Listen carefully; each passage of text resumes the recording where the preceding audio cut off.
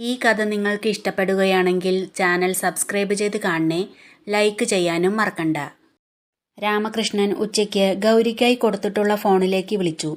പങ്കജമാണ് phone attend ചെയ്തത്. ഗൗരി ഓഫീസിലേക്ക് phone കൊണ്ടുപോയിട്ടില്ല.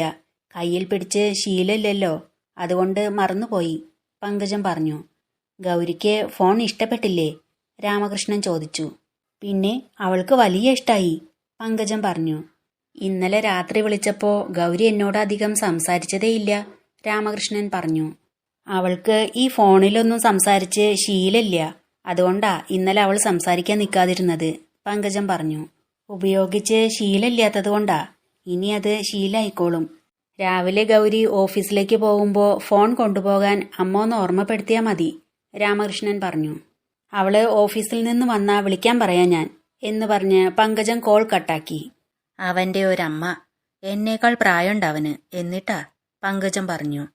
എന്നിട്ട് റൂമിൽ പോയി അലമാര തുറന്ന് രാമകൃഷ്ണൻ വാങ്ങിക്കൊടുത്ത സാരികളെല്ലാം എടുത്തു നോക്കി. എന്ത് ഭംഗിയാ കാണാൻ. കാശുണ്ടെങ്കിൽ ആൾക്കാർക്ക് ഇത്തരം ഭ്രാന്തൊക്കെ ഉണ്ടാകൂ. ഭാര്യ മരിച്ച് അധികം ആയിട്ടില്ല, അപ്പോഴേക്കും അധികം പ്രായം പോലും ആയിട്ടില്ലാത്ത ഒരു കിളിന്ത് പെണ്ണിനെയല്ലേ കെട്ടാൻ പോകുന്നത്. അപ്പോ ചിലപ്പോ ഇത്തരം ഭ്രാന്തൊക്കെ ഉണ്ടാവുമായിരിക്കും, പങ്കജം ചിന്തിച്ചു. എന്നിട്ട് അതെല്ലാം അലമാരയിൽ തന്നെ മടക്കി വെച്ച് പങ്കജം അടുക്കളയിലേക്ക് പോയി. കുറച്ചു സമയത്തിന് ശേഷം രവി ദേവന്റെ ക്യാബിനിലേക്ക് തന്നെ തിരികെ പോന്നു. അവൻ വരുന്നത് കണ്ട് ദേവൻ ചോദിച്ചു, എവിടെ പോയതായിരുന്നു? മറ്റൊരു ജോലി കിട്ടുമോ നോക്കി പോയതാ.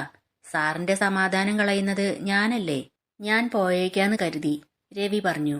എന്നിട്ട് കിട്ടിയോ? ദേവൻ ചോദിച്ചു. എനിക്ക് വേറെ ജോലിയൊന്നും കിട്ടില്ലെന്നാണോ സാറ് വിചാരിക്കുന്നത്? രവി ചോദിച്ചു. ഈ സിറ്റിയിലെന്നല്ല മറ്റെവിടെയും നിനക്ക് ജോലി കിട്ടില്ല, അതെനിക്ക് ഉറപ്പുണ്ട്. മഹേന്ദ്ര ഗ്രൂപ്പിനോട് വിശ്വാസവഞ്ചന കാണിച്ച നിനക്ക് എവിടെയാ ജോലി കിട്ടുക? ഇനി അഥവാ കിട്ടിയാൽ തന്നെ 1-2 ദിവസം, അതിനുള്ളിൽ അവർ നിന്നെ അവിടുന്ന് തുരത്തിയിരിക്കും, ദേവൻ പറഞ്ഞു. ഈ സമയത്ത് ഒരു കോൾ വന്നു. രവി ഫോൺ എടുത്തു നോക്കി. ഒന്ന് പരിഭ്രമിച്ചിട്ട് പറഞ്ഞു, വീട്ടിൽ നിന്നാ? എന്നിട്ട് ഫോണുമായി പുറത്തേക്ക് പോയി. അതിഷ്ടപ്പെടാതെ ദേവൻ പല്ല് കടിച്ച് ദേഷ്യത്തോടെ ഇരുന്നു. ഫോണുമായി ആരുമില്ലാത്ത ഒഴിഞ്ഞ സ്ഥലത്ത് പോയി രവി കോൾ അറ്റൻഡ് ചെയ്തു. മറ്റാരും കേൾക്കാതെ സംസാരിച്ചു. ഗൗരി ജോലി കഴിഞ്ഞ് വീട്ടിലേക്ക് വരുമ്പോൾ മുറ്റത്ത് ഒരു കാർ കിടക്കുന്നുണ്ടായിരുന്നു. രാമകൃഷ്ണൻ അവളെയും കാത്ത് സിറ്റൌട്ടിൽ ഇരിക്കുന്നു. ദിയയും ദീപ്തിയും അയാൾക്കടുത്ത് അയാൾ കൊണ്ടുവന്ന ചോക്ലേറ്റ് കഴിച്ചുകൊണ്ട് നിൽക്കുന്നു. ഗൗരി വരുന്നത് നോക്കിക്കൊണ്ട് അയാൾ അവിടെ എഴുന്നേറ്റ് നിന്നു. അവൾ ദേഷ്യത്തോടെ ഒന്നും മിണ്ടാതെ അകത്തേക്ക് കയറിപ്പോകാൻ ശ്രമിച്ചപ്പോൾ അയാൾ വിളിച്ചു, ഗൗരി. അപ്പോൾ അവൾ അവിടെ നിന്നു. ഞാൻ നിന്നെ കാണാൻ വന്നിട്ട് കുറച്ചു നേരമായി, ഈ സമയത്താണല്ലേ എത്തുക? അയാൾ ചോദിച്ചു. അതിന് മറുപടിയൊന്നും പറയാതെ അവൾ അകത്തേക്ക് കയറിപ്പോയി. അവൾ അവളുടെ റൂമിൽ ചെന്ന് സങ്കടപ്പെട്ടിരിക്കുമ്പോൾ പങ്കജം വന്നു പറഞ്ഞു, രാമകൃഷ്ണൻ വന്നത് നീ കണ്ടില്ലേ? അയാൾക്ക് ചായ ഉണ്ടാക്കി കൊടുക്ക്. എനിക്കൊന്നും പറ്റില്ല, ഇളയമ്മ വേണമെങ്കിൽ ഉണ്ടാക്കി കൊടുത്തോ, ഗൗരി ദേഷ്യത്തോടെ പറഞ്ഞു. തല്ലാൻ കൈ ഓങ്ങിക്കൊണ്ട് ഗൗരിയുടെ അടുത്തേക്ക് ചെന്ന് പങ്കജം പറഞ്ഞു, എന്റെ കയ്യിൽ നിന്ന് നീ വാങ്ങിക്കും, മര്യാദയ്ക്ക് അയാൾക്ക് ചായ ഉണ്ടാക്കി കൊടുത്തോ. ഗൗരി അപ്പോൾ പേടിച്ച് അവിടെ നിന്ന് എഴുന്നേറ്റ് അടുക്കളയിലേക്ക് പോയി. ഡൈനിങ് ടേബിളിന് മുകളിൽ അയാൾ കൊണ്ടുവന്നു വച്ച പലഹാരപ്പൊതികൾ ഇരിക്കുന്നത് കണ്ട് അവൾക്ക് ദേഷ്യം വന്നു. ചായയ്ക്ക് വെള്ളം സ്റ്റൗവിൽ വെച്ച് അവൾ അടുക്കളവാതിൽ തുറന്ന് പുറത്തിറങ്ങി. പുറത്തൊരു ചെറിയ ഷെൽഫിനുള്ളിലുണ്ടായിരുന്ന ഒരു ഡപ്പ കയ്യിലെടുത്ത് അവൾ ഒന്ന് പുഞ്ചിരിച്ചു. പാത്രം കഴുകാൻ ഇപ്പോ ബാർ സോപ്പ് ആയതുകൊണ്ട് തൽക്കാലം ഇത് വെച്ച് അഡ്ജസ്റ്റ് ചെയ്യാം. തനിക്ക് എന്നെ കെട്ടണമല്ലേ? കെട്ടല്ല, കെട്ടിക്കാൻ ഞാൻ, എന്ന് വിചാരിച്ച് അതുമായി അടുക്കളയിലേക്ക് ചെന്നു. ചായയുടെ വെള്ളം തിളയ്ക്കാൻ തുടങ്ങിയപ്പോൾ അവൾ ചിന്തിച്ചു, 2 കഷ്ണം ഏലയ്ക്ക പൊടിച്ചിടാം, ഇല്ലെങ്കിൽ സംശയം തോന്നിയാലോ. ഏലയ്ക്ക പൊടിച്ച് വെള്ളത്തിലിട്ടതിന് ശേഷം ചായപ്പൊടിയിട്ട് സ്റ്റൗ ഓഫ് ചെയ്തു. ഫ്രിഡ്ജിൽ നിന്ന് പാലെടുത്ത് ചൂടാക്കി മിക്സ് ചെയ്തു. മധുരം കുറച്ച് കൂടുതലിരുന്നോട്ടെ, ഇനി 2 ദിവസം ഒന്നും കഴിക്കാത്തതല്ലേ എന്ന് ചിന്തിച്ച് പഞ്ചസാര കൂടുതലിട്ടു. ചായ ഉണ്ടാക്കി ഗ്ലാസ്സിലേക്ക് ഒഴിച്ച ശേഷം ആ ഡപ്പ തുറന്ന് 2 സ്പൂൺ സോപ്പ് പൊടി എടുത്ത് അതിലേക്കിട്ട് മിക്സ് ചെയ്തു. ഭാഗ്യം, വല്ലാതെ പതഞ്ഞില്ല, ഇനി കൊണ്ടുപോയി കൊടുക്കാം, എന്ന് പറഞ്ഞ് അവൾ ആ ചായയുമായി രാമകൃഷ്ണന്റെ അടുത്ത് ചെന്നു. പങ്കജം അവിടെ നിൽക്കുന്നുണ്ടായിരുന്നു. വേഗം കൊണ്ടുവന്ന് കൊടുക്ക്, എത്ര നേരായി രാമകൃഷ്ണൻ വന്നിട്ട്? നീ വന്നിട്ട് നിന്റെ കൈകൊണ്ട് ഉണ്ടാക്കുന്ന ചായ കുടിക്കാൻ വേണ്ടി ഞാൻ ഉണ്ടാക്കാൻ തുടങ്ങിയപ്പോ വേണ്ടാന്ന് പറഞ്ഞിരിക്കുന്നതാ, പങ്കജം പറഞ്ഞു. മഹാദേവ ക്ഷമിക്കണേ, ഗൗരി മനസ്സിൽ വിചാരിച്ച് രാമകൃഷ്ണന് ചായ കൊടുത്തു. അയാൾ അത് വാങ്ങി ഒന്ന് കുടിച്ചു. ഇതെന്താ വേറൊരു ടേസ്റ്റ്? അയാൾ ചോദിച്ചു. അത് ചായക്ക് ടേസ്റ്റ് കൂടാൻ കുറച്ച് ഏലക്ക പൊടിച്ചിട്ടിരുന്നു, അതിൻ്റെയാ, ഗൗരി പറഞ്ഞു. ഏലക്ക ചായയിൽ നല്ലതാ എന്ന് പറഞ്ഞ് അയാൾ ആ ചായ മുഴുവൻ കുടിച്ചു. അവൾ അത് നോക്കിക്കൊണ്ട് സന്തോഷത്തോടെ നിന്നു. പങ്കജം ആ ചായക്കപ്പ് വാങ്ങി പറഞ്ഞു, നിങ്ങൾക്ക് എന്തെങ്കിലുമൊക്കെ സംസാരിക്കാനുണ്ടാവുമല്ലോ, ഞാൻ അപ്പുറത്തേക്ക് ചെല്ലട്ടെ. മക്കളെ, നിങ്ങള് അവിടെ എവിടെയെങ്കിലും പോയി കളിക്ക് എന്ന് പറഞ്ഞ് പങ്കജം അകത്തേക്ക് കയറിപ്പോയി. കൂടെ ദിയയും ദീപ്തിയും കൂടി പോയി. ഗൗരി ഫോൺ ഉപയോഗിച്ച് ശീലമില്ലാത്തതുകൊണ്ട് ഇന്ന് ഓഫീസിൽ കൊണ്ടുപോകാൻ മറന്നു അല്ലേ? ഞാൻ ഉച്ചയ്ക്ക് വിളിച്ചിരുന്നു, രാമകൃഷ്ണൻ പറഞ്ഞു. എനിക്ക് ആ ഫോൺ വേണ്ട, അതുകൊണ്ടാ കൊണ്ടുപോകാതിരുന്നത്, ഗൗരി പറഞ്ഞു. ആ ഫോൺ ഇഷ്ടായില്ലെങ്കിൽ വേറെ വാങ്ങിക്കാം. ഏത് ഫോണാ വേണ്ടതെന്ന് ഗൗരി പറഞ്ഞാ മതി, രാമകൃഷ്ണൻ പറഞ്ഞു. എനിക്കൊരു ഫോണും വേണ്ട, എനിക്ക് ഫോൺ ഇഷ്ടല്ല, ഗൗരി പറഞ്ഞു. ഗൗരിക്ക് ഇന്നലെ ഞാൻ കൊടുത്തുവിട്ട ആ സാരികൾ ഇഷ്ടായോ?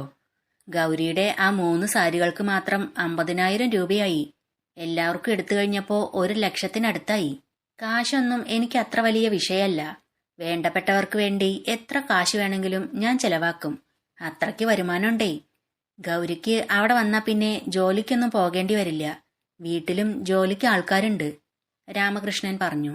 പൊങ്ങച്ചത്തിനും നുണയ്ക്കും ഒരു കുറവുമില്ല. ഇന്നലെ അച്ഛൻ പറഞ്ഞത് എല്ലാം കൂടി 50,000-അടുത്തായി എന്നാ. ഇയാൾ പറയുന്നു 1,00,000-അടുത്തായിന്ന്. ആ ചായ കുടിച്ചിട്ട് ഇയാൾക്ക് കുഴപ്പമൊന്നും കാണാനില്ലല്ലോ. ഇനി അത് ഏറ്റില്ലായിരിക്കോ? അവൾ വിചാരിച്ചു. ഗൗരി എന്താ ചിന്തിക്കുന്നേ? സാരി ഇഷ്ടായോ? രാമകൃഷ്ണൻ ചോദിച്ചു. ഇല്ല, എനിക്കിഷ്ടായില്ല, ഗൗരി പറഞ്ഞു. ഗൗരിക്ക് ഏത് കളറാ കൂടുതൽ ഇഷ്ടം? കല്യാണത്തിന് ആ കളറിലുള്ള സാരി വാങ്ങിക്കാനാ, രാമകൃഷ്ണൻ പറഞ്ഞു. എനിക്ക് ഒരു കളറും ഇഷ്ടല്ല. എനിക്ക് വേണ്ടി ഒന്നും വാങ്ങുകയും വേണ്ട, ഗൗരി പറഞ്ഞു. അത് കേട്ട് രാമകൃഷ്ണന് ദേഷ്യം വന്നു. എന്നാലും അത് പുറത്തു കാണിക്കാതെ ചിരിക്കാൻ ശ്രമിച്ച് പോക്കറ്റിൽ നിന്ന് അയാളുടെ മൊബൈൽ ഫോൺ എടുത്ത് അവിടെ നിന്ന് എഴുന്നേറ്റ് ഗൗരിയുടെ അടുത്തേക്ക് വന്നുകൊണ്ട് പറഞ്ഞു, നമുക്ക് ഒരു സെൽഫി എടുത്താലോ? ഒന്നും വേണ്ട എന്ന് പറഞ്ഞ് അവൾ പുറകിലേക്ക് നീങ്ങി. നിക്ക് ഗൗരി എന്ന് പറഞ്ഞ് അയാൾ ഗൗരിയുടെ കയ്യിൽ പിടിച്ചു. എന്നിട്ട് പറഞ്ഞു, കല്യാണത്തിന് കാറിൽ വെക്കാനാ, എന്റെ കയ്യിൽ നിന്ന് വിട് എന്ന് പറഞ്ഞ് അവൾ അയാളുടെ കൈ വിടിയിക്കാൻ ശ്രമിച്ചു.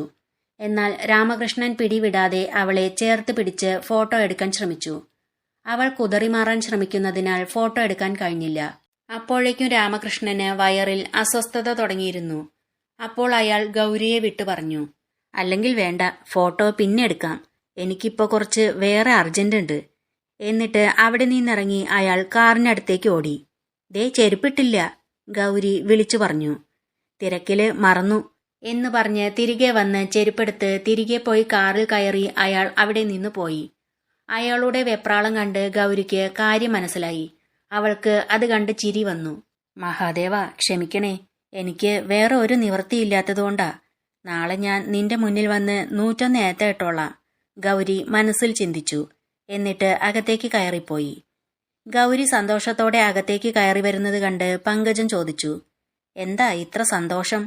ആദ്യം നിനക്ക് ഈ കല്യാണത്തിന് ഇഷ്ടായിരുന്നില്ലല്ലോ, ഇപ്പൊ ഇഷ്ടായോ? ആദ്യം ഇഷ്ടായിരുന്നില്ല, ഇപ്പോഴും ഇഷ്ടല്ല. ഞാൻ ഈ കല്യാണത്തിന് സമ്മതിക്കുകയില്ല, ഗൗരി പറഞ്ഞു. നിന്നെ കെട്ടിയിട്ടിട്ടായാലും ഞങ്ങൾ ഈ കല്യാണം നടത്തും. പുളിങ്കൊമ്പാ, അതിൽ നിന്ന് അങ്ങനെയൊന്നും പിടിവിടില്ല. പോയി രാത്രിക്ക് കഴിക്കാനുള്ളതുണ്ടാക്കാൻ നോക്ക്, പങ്കജം പറഞ്ഞു. അത് കേട്ട് ഗൗരി സങ്കടത്തോടെ അകത്തേക്ക് കയറിപ്പോയി. രാജീവ് ഓഫീസിൽ നിന്ന് വന്ന് കുളിച്ച് ഫ്രഷായതിനു ശേഷം ബെഡിൽ ചാരി ഫോൺ നോക്കിയിരിക്കുകയായിരുന്നു. അപ്പോൾ രേണു അങ്ങോട്ട് വന്ന് ചോദിച്ചു, ഫോണിൽ നോക്കുന്നുണ്ടെങ്കിലും മറ്റെന്തോ ആണല്ലോ ചിന്തിക്കുന്നത്. അപ്പോൾ രാജീവ് ഒന്ന് ഞെട്ടി അവളെ നോക്കി. ശരിയല്ലേ, ഞാനിവിടെ വന്നതുപോലും ഏട്ടൻ അറിഞ്ഞിട്ടില്ല.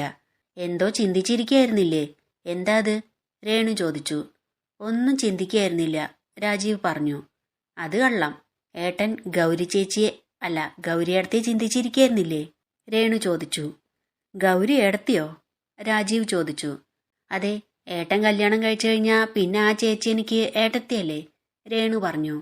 ആദ്യം കല്യാണം കഴിയട്ടെ, എന്നിട്ട് മതി അങ്ങനെ വിളിക്കലൊക്കെ എന്ന് പറഞ്ഞ് സുമിത്ര അങ്ങോട്ട് വന്നു. സുമിത്രയെ കണ്ട് രാജീവ് ബെഡിൽ നിന്ന് എഴുന്നേറ്റു. ഇന്ന് നീ ഗൗരിയെ കണ്ടോ? എന്തെങ്കിലും അവളോട് സൂചിപ്പിച്ചോ? സുമിത്ര ചോദിച്ചു. അവളെ കണ്ടു, ഞാനൊന്നും പറഞ്ഞിട്ടില്ല, രാജീവ് പറഞ്ഞു. വേണ്ട, ഞായറാഴ്ച നമുക്ക് പെണ്ണ് ചോദിക്കാൻ അവിടെ പോവാം. അപ്പം അറിഞ്ഞാൽ മതി, അതാ നല്ലത്, സുമിത്ര പറഞ്ഞു.